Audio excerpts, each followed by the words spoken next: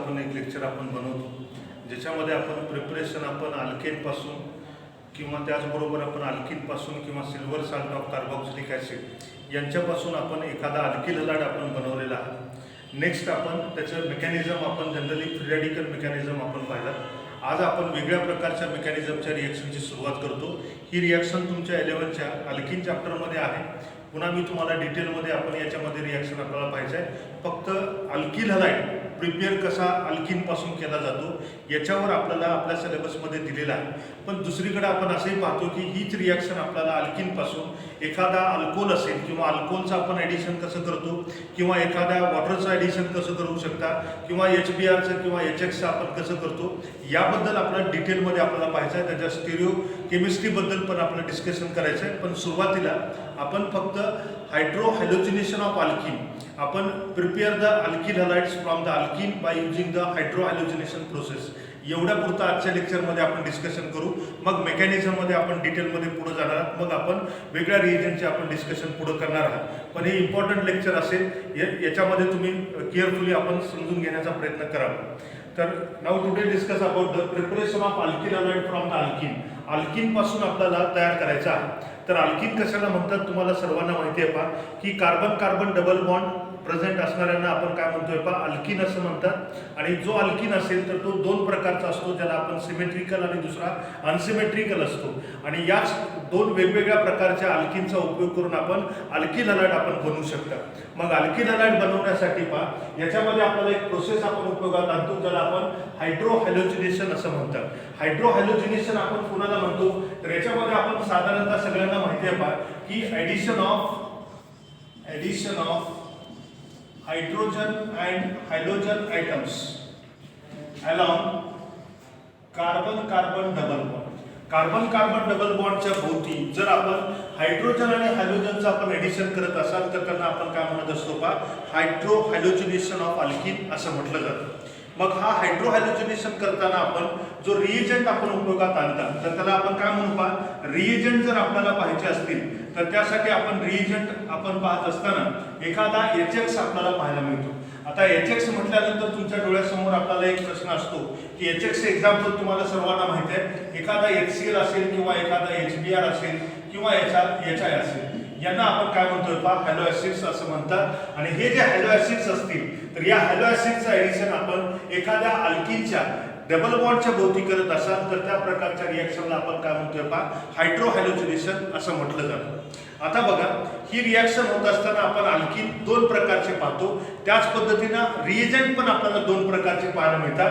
या रिएजंटला आपण काय म्हणतोय पहा अनसिमेट्रिकल रिएजंट, अनसिमेट्रिकल रिएजंट असं आपण त्यांना म्हणतो, बरोबर आहे। तसंच आपण सिमेट्रिकल रिएजंट आपण कोणाला म्हणतो पहा तर एखादा H2 असेल किंवा D2 असेल किंवा एखादा तुमचा Br2 असेल किंवा Cl2 असेल, यांना आपण काय म्हणू पहा तर सिमेट्रिकल रिएजंट असं आपण त्यांना म्हणतो। याला काय म्हणू आपण सिमेट्रिकल रिएजंट असं आपण त्यांना म्हणतो। तर असे दोन प्रकारचे रिएजंट्स आपण या अल्किन सोबत रिॲक्शन करताना ओव्हरऑल आपण विचार करत असताना अशा प्रकारचे रिएजंट उपयोगात आणतो। तर आजच्या याच्या लेक्चरमध्ये आपण डिस्कस करणार आहोत पहा या अनसिमेट्रिकल रिएजंट बद्दल। याच्यापेक्षा वेगळे अनसिमेट्रिकल रिएजंट जर आपल्याला पाहिजे असतील तर एखादा H2SO4 असेल किंवा एखादा H2 असेल किंवा एखादा अल्कोहोल असेल, यांना पण आपण काय म्हणतोय पहा अनसिमेट्रिकल रिएजंट असं आपण त्यांना म्हणतो। या अनसिमेट्रिकल रिएजंटचं ॲडिशन आपण अल्किन सोबत करणार आहात आणि त्यातला सिमेट्रिकल पैकी फक्त आपण Br2 मॉलिक्यूल किंवा Cl2 मॉलिक्यूलचं ॲडिशन कसं होतं याच्याबद्दल आपण या लेक्चरमध्ये आपण डिस्कशन करणार आहोत। तर आज आपण सुरुवात करत असताना पहा रिएजंटची आपल्याला ओळख झाली, त्याचबरोबर आपण पुढे काय पाहिलं अल्किनची तुम्हाला ओळख आहे। आता रिॲक्शन कशी होते हे तुम्हाला सर्वांना माहिती आहे पहा। तर ती रिॲक्शन आपण करत असताना आपण काय करतोय तर त्याबद्दल आपण डिस्कशन करू पहा। तर सुरुवातीला आपण सिमेट्रिकल अल्किन बद्दल आपण विचार करू। Symmetrical alkene, symmetrical alkene, symmetrical alkene बद्दल आपण पाहिला तर डबल बॉन्ड ब्रेक केल्यानंतर दोन इक्वल पार्ट जर बनत असतील तर त्यांना आपण काय म्हणतोय पहा सिमेट्रिकल अल्किन असं म्हणतो। मग त्यामध्ये आपण when symmetrical alkene reacts with the halo acids or any unsymmetrical reagents and which give the only one possible product, आणि यावेळेस आपल्याला फक्त एकच पॉसिबल प्रोडक्ट आपल्याला पाहायला मिळतो पहा। जसं आपण एक एक्झाम्पल हा तुमचा R हा CH डबल बॉन्ड CH आणि हा R असेल, याला आपण काय म्हणू पहा सिमेट्रिकल अल्किन असं आपण त्यांना म्हणतो. हा सिमेट्रिकल अल्किन असेल, याच्यासोबत आपण HX ची रिएक्शन करत असाल तर HX ची रिएक्शन आपण करत असताना याच्यासोबत आपण काय करणार आहात, हायड्रोजन आयटम आणि हॅलोजन आयटम या रिएक्शनला आपण काय म्हणतो, ऍडिशन रिएक्शन आपण त्याला म्हणतात. हायड्रोजन आयटम आपण याला जोडला, हॅलोजन आयटम आपण याला जोडला तर डबल बॉन्डचा काय होतो, सिंगल बॉन्ड होतो आणि बनतो काय तुमचा R हा तुमचा CH2 सिंगल बॉन्ड CH हा X आणि हा तुमचा R मिळाला. याला आपण काय म्हणतोय पहा, सेकंडरी अल्किल हलाइड.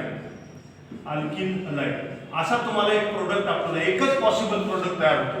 तुम्ही म्हणाल सर की हॅलोजन याला जर जोडला तरी त्यांना आपण सेकंडरी अल्किल हलाइडच असं म्हणतो. म्हणून आपण कधी लक्षात ठेवा, any symmetrical alkene reacts with the hello acids or any unsymmetrical reagent which gives the only one possible product. त्यावेळेस तुम्हाला एकच पॉसिबल प्रोडक्ट आपल्याला तयार होत असतो असं आपण लक्षात घ्यायचं आहे. म्हणून आपण कधी लक्षात ठेवा, when symmetrical alkene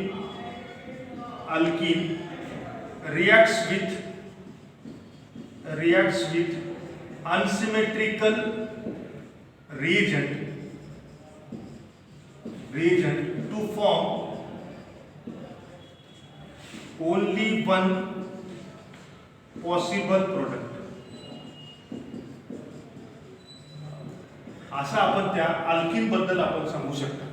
आता बघा, याचं एक्झाम्पल जर पाहायचं असेल तर ज्यामध्ये आपण CH2 डबल बॉन्ड CH2 हा तुमचा अल्किन असेल, याला आपण इथिन असं म्हणतो. या इथिन सोबत जर आपण एखाद्या HBr ची आपण रिएक्शन केलं तर त्यापासून आपल्याला काय मिळेल पहा, हायड्रोजन आयटम याला जोडायचा, हॅलोजन आयटम आपण याला जोडला, त्यापासून तयार होतो CH3 सिंगल बॉन्ड CH2Br. याला आपण काय म्हणू पहा, इथिल ब्रोमाइड असं आपण त्यांना म्हणतो. म्हणजे हा एकच पॉसिबल प्रोडक्ट आपल्याला बनतो पहा. म्हणून आपण इथिन पासून आपल्याला जर तुम्हाला काय तयार करायचे असेल, इथिल ब्रोमाइड तयार करायचं असेल तर या तयार करायचं असेल तर आपण काय म्हणतोय पहा, HI चा उपयोग करतो, किंवा क्लोराईड तयार करायचा असेल तर आपण HCl चा उपयोग करत असतो. असा आपण त्या रिएक्शन बद्दल, अनसिमेट्रिकल अल्किन बद्दल आपण डिस्कशन करतोय का. तर आता बघा, याच्यात दोन गोष्टी महत्त्वाच्या आहेत. याच्यामध्ये आपण रिएक्टिव्हिटी ऑर्डर जर आपण बघितलं तर रिएक्टिव्हिटी ऑर्डर काय असेल, रिएक्टिव्हिटी ऑर्डर. तर याच्यामध्ये आपण काय म्हणतोय, याच्यात आपल्याला काय पाहायला मिळेल तर पहिल्यांदा आपल्याला माहित असावं, HI is more reactive than the HBr than the HCl. अशी आपल्याला त्याच्यामध्ये रिएक्टिव्हिटी ऑर्डर पाहायला मिळते. त्याचबरोबर या रिएक्शन मध्ये आपण काय पाहतोय पहा, this reaction shows the electrophilic addition reaction. म्हणजे आपल्याला this reaction is electrophilic addition reaction. Electrophilic addition reaction आपल्याला दाखवत असते.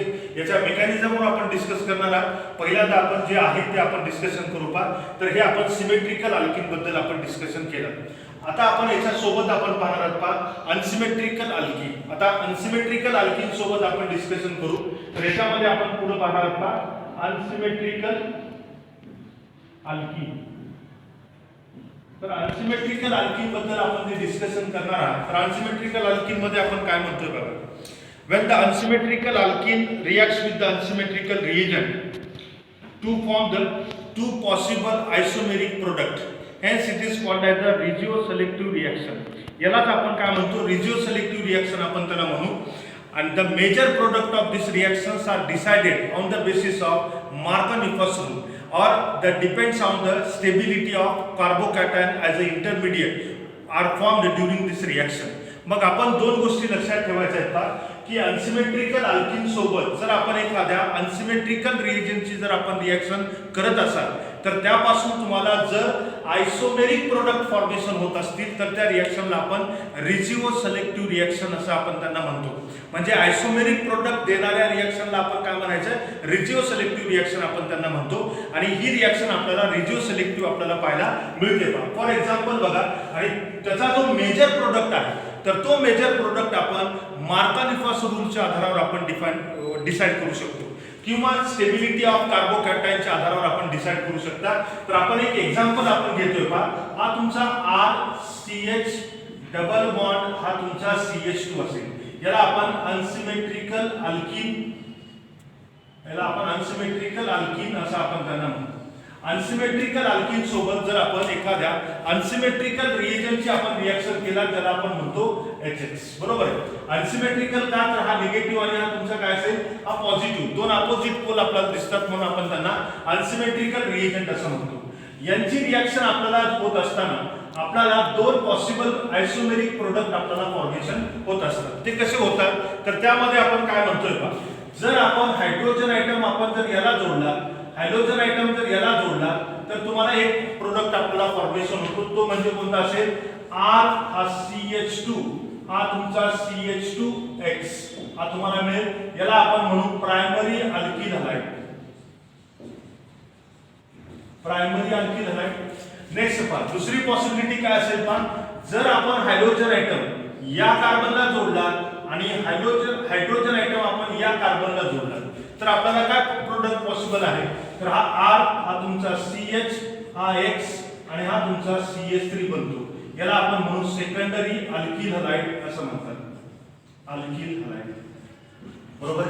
तर याच्यामध्ये आपण पुन्हा लक्षात घेऊ का की याला आपण रेजिओ सिलेक्टिव्ह रिएक्शन आपण त्याला म्हणतो, कारण अशा अनसिमेट्रिकल अल्किन पासून तुम्हाला दोन आयसोमर मिळतात, एक प्रायमरी दुसरा सेकंडरी. याचा मॉलिक्युलर फॉर्म्युला सेम आहे पण त्यांच्या फंक्शनल ग्रुपची पोझिशन बदललेली आहे. यांना आपण पोझिशन आयसोमर म्हणतो आणि असे पोझिशन आयसोमर्स आपल्याला जे मिळतात तर याला आपण काय म्हणायचं आहे पहा, तर याला रेजिओ सिलेक्टिव्ह रिएक्शन असं आपण त्यांना म्हणतो का. आता नेक्स्ट आपण पुढे जाणार आहोत की या रिएक्शन मध्ये मग मेजर प्रोडक्ट कोणता असेल याच्यावर आपल्याला विचार करावा लागेल. मेजर प्रोडक्ट कोणता असेल बा, याला आपण मेजर प्रोडक्ट असं आपण त्यांना म्हणतो, याला आपण मायनर प्रोडक्ट असं म्हणतो, बरोबर. आता तुम्ही म्हणाल की सर हे कशावरून ठरवायचं आपण, तर त्यासाठी आपल्याला मेकॅनिझम आपल्याला मदत करतो आणि त्याचबरोबर आपण प्रॅक्टिकली आपण जर विचार केला तर आपल्याला काय होतं बा की सेकंडरी हा तुमचा मेजर प्रोडक्ट आपल्याला मिळतो. हे कशाच्या आधारावर सांगितलं तर त्यासाठी आपल्याकडे एक सायंटिस्ट होऊन गेले ज्याला आपण मार्कोनिकॉफ असं आपण त्याला म्हणतो. तर हा मार्कोनिकॉफ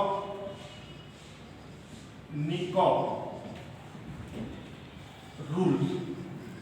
आता हा मार्कोनिकॉफ रूल जो असेल तर हा रूल आपल्याला काय सांगतो ते तुम्हाला सर्वांना माहित पण आहे.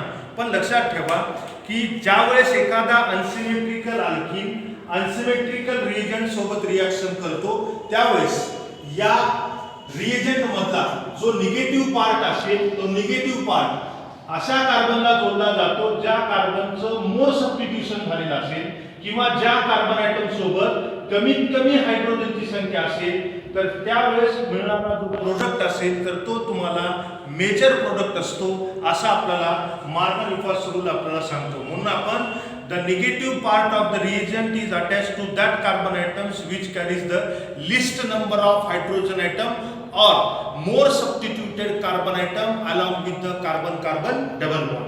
ज्या दोन कार्बन आयटम मध्ये डबल बॉन्ड असतो त्या दोन कार्बन पैकी ज्या कार्बन सोबत कमीत कमी हायड्रोजनची संख्या असते अशा कार्बनला जर एखादा निगेटिव्ह पार्ट रिएजंटचा जोडला असेल तर त्यापासून मिळालेला जो प्रोडक्ट असेल तर तो जनरली तुम्हाला सेकंडरी किंवा टर्शरी अशा प्रकारचे अल्किल हलाइड्स आपल्याला बनतात आणि त्या रूललाच आपण काय म्हणतोय बा मार्कोनिकॉफ रूल असं आपण त्यांना म्हणतो.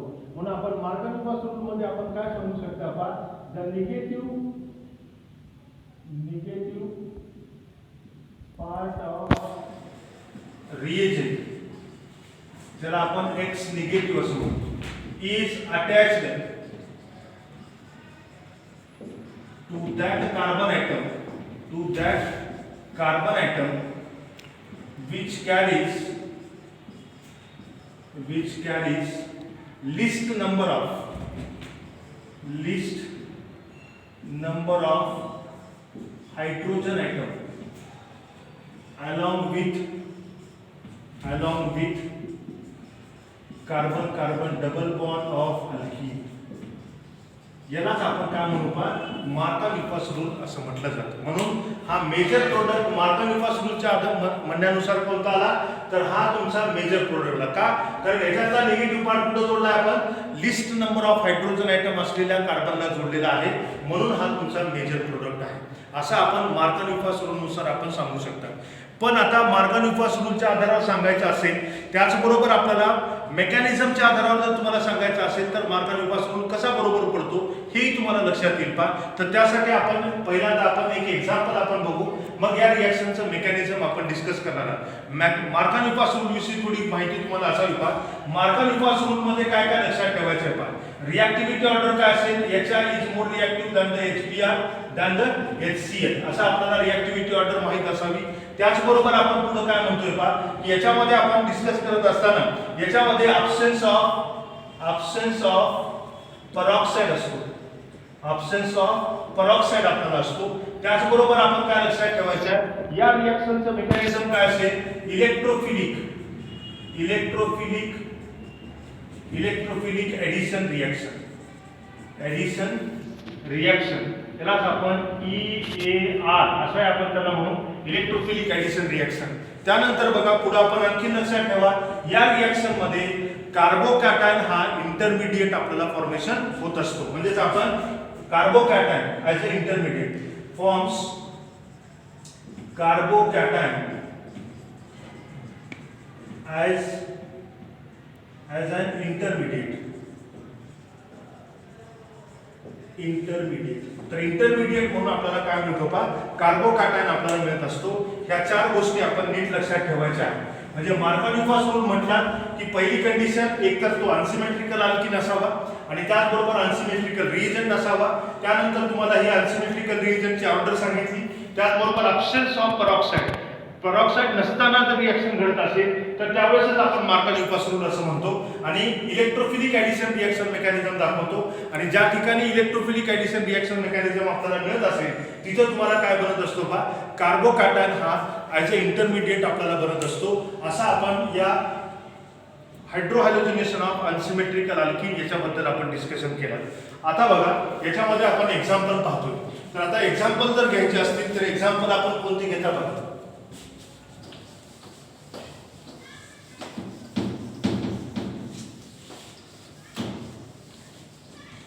तर एक्झाम्पल मध्ये आपण हा CH3CH डबल बॉन्ड CH2 असेल, याच्यासोबत आपण HBr ची रिॲक्शन केला तर फक्त याचा मेजर प्रोडक्ट आपण लिहायचा. मेजर प्रोडक्ट लिहिताना आपण काय बघायचं बा, हा तुमचा सिमेट्रिकल आहे का अनसिमेट्रिकल आहे, अनसिमेट्रिकल आहे. आणि हा तुमचा अनसिमेट्रिकल आहे, त्यामुळे आपल्याला मार्कानिपास रूल अप्लाय करावा लागेल. मार्कानिपास रूल नुसार आपल्याला काय सांगितलेलं आहे, negative part of the reagent is attached to that carbon atom which carries the least number of hydrogen atom. त्यानुसार तुम्हाला हा हायड्रोजन इथे येतो. त्यानंतर तुम्हाला तयार होणारा प्रोडक्ट हा CH3, हा CHBr आणि हा तुमचा CH3 आपल्याला पाहायला मिळतो. याला आपण 2 प्रोपेन आपल्याला पाहायला मिळतो. बरोबर आहे. तर याला आपण प्रोपीन असं म्हणतात. बरोबर. असं एक आपण एक्झाम्पल पाहिला, मेजर प्रोडक्टच आपण लिहू. त्यानंतर आपण दुसरं एक्झाम्पल CH3CH2 हा CH double bond CH2 plus HBr आपण पाहिला. त्यानंतर बघा पुढे आपण काय म्हणतोय पहा, याच्यातला आयोडाईड घ्या.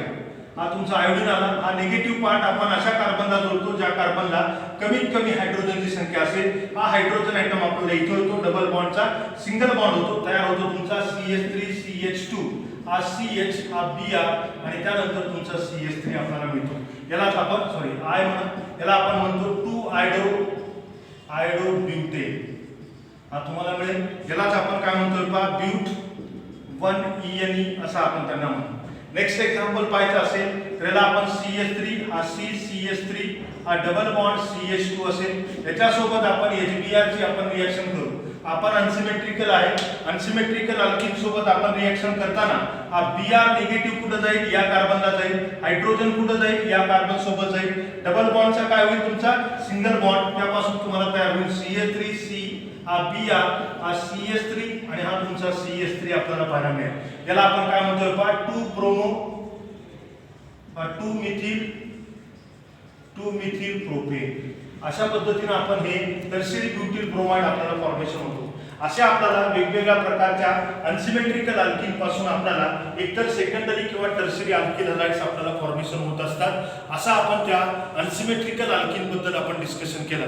सिमेट्रिकल पासून एकच पॉसिबल प्रोडक्ट तयार होतो, पण अनसिमेट्रिकल पासून एकापेक्षा जास्त पॉसिबल प्रोडक्ट तयार होतात, म्हणून त्यांना आपण रेजिओ सिलेक्टिव्ह म्हणतो.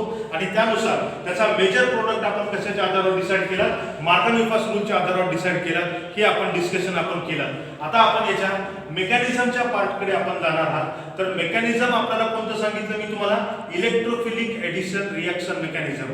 आता इतकं तुम्हाला तुमच्या सिलेबसमध्ये बोर्डाला दिलेलं आहे, बरोबर आहे. याच्या मेकॅनिझम बद्दल आणि आपल्याला याच्या हॅलो ॲसिडपेक्षा वेगळ्या रिएजंट सोबत इलेक्ट्रोफिलिक एडिशन रिॲक्शन कधी घडत असते याच्यावर आपल्याला चर्चा नक्की करायची आणि त्यामध्ये आपल्याला मेकॅनिझम आपल्याला सुरुवातीला कळलं पाहिजे, हे आपण डिस्कशन करू. मग आता इलेक्ट्रोफिलिक एडिशन रिॲक्शन मेकॅनिझम कशा पद्धतीने होतं ते आपण डिस्कशन करू. पहा, तर मेकॅनिझम मध्ये आपण कोणता पार्ट पाहतो,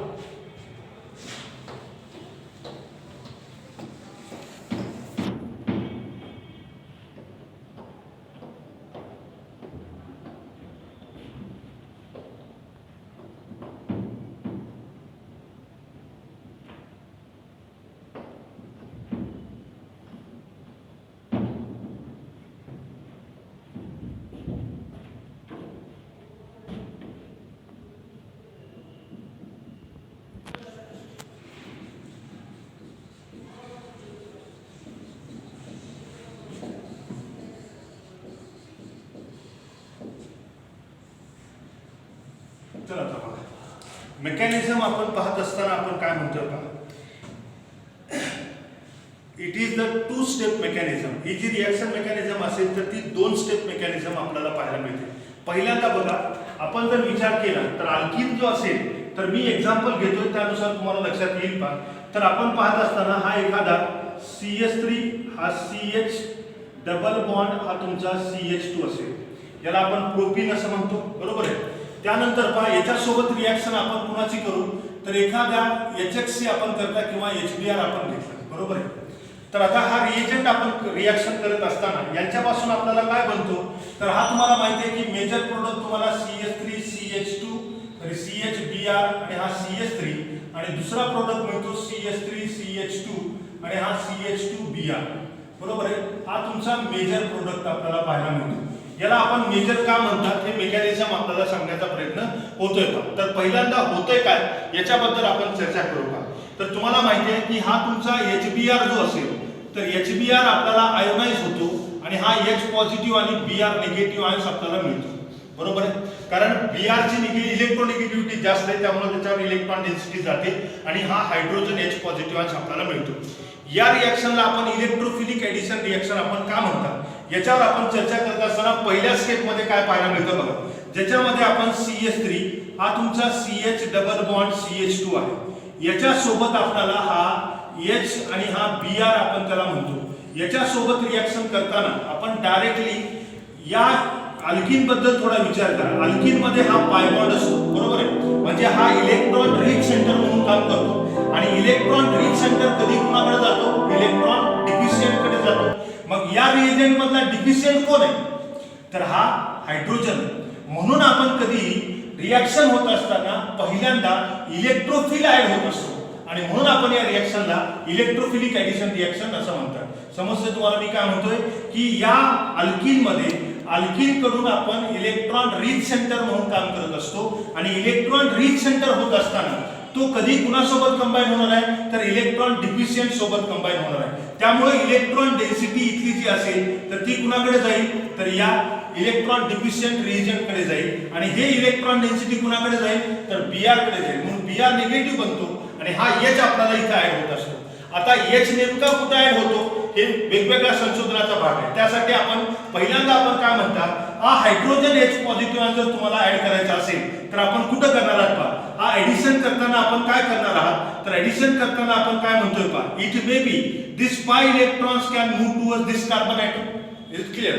आणि तेव्हा तुम्हाला काय मिळेल पहा, हा तुमचा CH3 हा CH हा तुमचा निगेटिव्ह हा तुमचा काय मिळेल, हा पॉझिटिव्ह बनतो आणि त्यानंतर तुम्हाला हा CH2 हा CH3 झाला, बरोबर आहे. हायड्रोजन इथं आला तर याच्यावर निगेटिव्ह पार्ट आला तर त्यावेळेस तुम्हाला हा निगेटिव्ह पार्ट इथे इलेक्ट्रॉन डेन्सिटी आपल्याला देतो, त्यामुळे हा कार्बोकॅटायन आपल्याला बनतो. नेक्स्ट आपण पुढे काय म्हणताय बघा, दुसरी पॉसिबिलिटी काय असेल, CH3 हा CH2 हा CH2 पॉझिटिव्ह आपल्याला बनतो. हे कधी बनेल, ज्यावेळेस आपण एखादा हायड्रोजन ॲटम ऍड होताना इलेक्ट्रॉन डेन्सिटी जर या बाजूने होत असेल तर हायड्रोजन ॲटम आपल्याला काय होणार आहे पहा, या कार्बन कडून इलेक्ट्रॉन डेन्सिटी याच्याकडे जाणार आहे म्हणजे हायड्रोजन ॲटम याला येईल, तेव्हा तुम्हाला काय मिळेल पहा, असे दोन काय मिळतील पहा, इंटरमिडिएट आपल्याला बनतात, बरोबर आहे. म्हणजेच पहिल्यांदा आपल्याला याच्यामध्ये काय मिळतो, हा कार्बोकॅटायन बनतो. याला काय म्हणू आपण, कार्बोकॅटायन. कार्बोकॅटायन, बरोबर आहे. मग हा तुमचा सेकंडरी कार्बोकॅटायन आहे आणि याला आपण काय म्हणू का, प्रायमरी कार्बोकॅटायन आहे, बरोबर आहे. आणि ही जी स्टेप असेल तर या स्टेपला आपण काय म्हणतोय पहा, स्लो स्टेप म्हणतो. यालाच आपण रेट डिटर्मिनेशन स्टेप असं आपण त्यांना म्हणतात. म्हणजेच याचा अर्थ आपण काय सांगू शकता, the rate of reaction is depends on the stability of carbocation. म्हणून आपण काय म्हणतोय पहा, तर rate of reaction is directly proportional to stability of carbocation. कार्बोकॅटायनच्या स्टेबिलिटीवर आपल्याला डिपेंड आहे. मग या दोघांपैकी मोर स्टेबल कार्बोकॅटायन कोणता असेल, तर सेकंडरी कार्बोकॅटायन असेल. मग कार्बोकॅटायन जर सेकंडरी होत असेल तर येणारा जो तुमचा Br निगेटिव्ह न्यूक्लियोफिल आहे तो कुणाकडे जास्त आहे, मोर टाइम्स सेकंडरीकडे जाईल. म्हणून आपल्याला या रिएक्शनचा प्रोडक्ट हा सेकंडरी अल्किल हॅलाइड हा मेजर प्रोडक्ट असतो. कळतंय का. तर यासाठी आपण पुढची स्टेप काय असेल पहा, हा तुमचा CH3 हा CH पॉझिटिव्ह हा तुमचा CH3 प्लस Br निगेटिव्ह आणि मग याची अटॅचमेंट याच्यासोबत होईल आणि तयार होणारा कंपाऊंड जो असेल तर CH3 CH Br आणि हा तुमचा CH3 असेल. अशा दोन स्टेप्स आपल्याला इन्व्हॉल्व होतात आणि याला आपण फास्ट स्टेप आपण त्याला म्हणतो. तर या पद्धतीने आपल्याला हे मेकॅनिझम आपल्याला साधारणतः पाहायला मिळतं. आता या मेकॅनिझम मध्ये आपण डिस्कस करत असताना एक महत्त्वाचा भाग लक्षात घ्या, कार्बोकॅटायन हा इंटरमिडिएट आपल्याला बनतो आणि जर कार्बोकॅटायन हा इंटरमिडिएट बनत असेल तर त्यावेळेस नेमका काय प्रकार घडणार आहे हेही आपल्याला माहित असावं. त्यासाठी 4-5 पॉईंट आपण लक्षात घेऊ पहा. तर ते लक्षात ठेवण्यासाठी आपण काय म्हणू पहा, पहिल्यांदा it is two step mechanism. Two step mechanism आहे. तर याच्यामध्ये first step is rate determination step, बरोबर आहे, और स्लो स्टेप आपण त्याला म्हणतो, स्लो स्टेप, बरोबर आहे. त्यानंतर बघा इथं आपण काय म्हणतोय, याच्यामध्ये आपल्याला काय असेल पहा, rate of reaction is directly proportional to काय असेल, स्टेबिलिटी ऑफ कार्बोकॅटायन. कार्बोकॅटायनच्या स्टेबिलिटीवर डिपेंड असेल. नेक्स्ट आपण काय लक्षात ठेवायचं आहे पहा, carbocation is formed as an intermediate. हा इंटरमिडिएट म्हणून आपल्याला फॉर्मेशन होतो. आणि जर कार्बोकॅटायन इंटरमिडिएट म्हणून जर काम करत असेल तर त्यावेळेस आपण काय म्हणतो पहा, then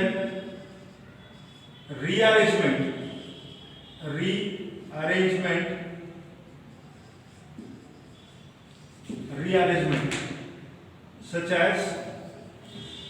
as shifting of hydride or CH3 or any pH group or ring expansion असं आपल्याला म्हणता येईल.